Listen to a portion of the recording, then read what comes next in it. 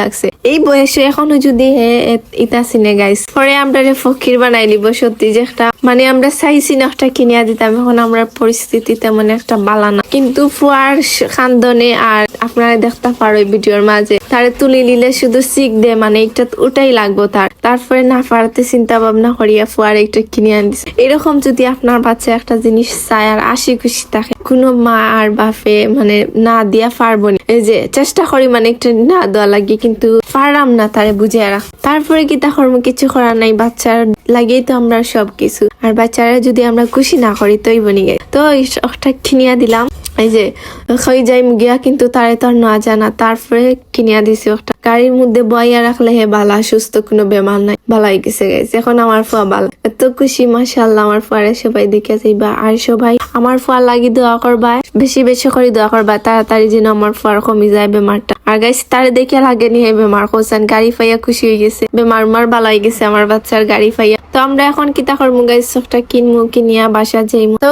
গাড়ি কিনা শেষ, গাড়ির টাকা তো দিতে হইব, গাড়ি আনতে হইলে গাড়ির টাকা দেওয়া লাগবো। তো টারজানে নিজের হাতে নিজের গাড়ির টাকা নিজের ফগর থেকে পাকড়াই দিব গাইস। টারজানোর টাকা আছে বুঝরা, তো এখন টারজান বড় লোক হয়ে গেছে। টারজানে নিজের টাকা দিয়ে গাড়ি কিনছে, আমরা না, আমরা কিনিয়া দিছি না। তো তার গাড়ি কিনছে, গাড়ি কিনিয়া নিজে বাসার মধ্যে আইসে গাড়ি চালাই দেখতে পারায় বাসার মধ্যে যার তার গাড়ি চালাইয়া। আমরা আর গাড়ি লাগতো না, আমরা একটা স্বপ্নের গাড়ি আছে, এই যে একটা গাড়ি, স্বপ্নের গাড়ি। তো গাড়ি গাইস গাড়িতে চালানি লাগে, আমরা কিছু করার নাই। তো গাড়ি নিয়ে এখন আমরা বাসা যাই। ফুয়া যে মনে হয়েছে কেনার কথা, না করতাম পারলাম না, ফুয়ার লাগি কিনিয়া দিলাম। কিন্তু ফুয়া গাড়ি কিনছে আর মা কিছু কিনতাম না, ওই তো পারেনি। তো আমি এটা পাহাড়ি মানুষ,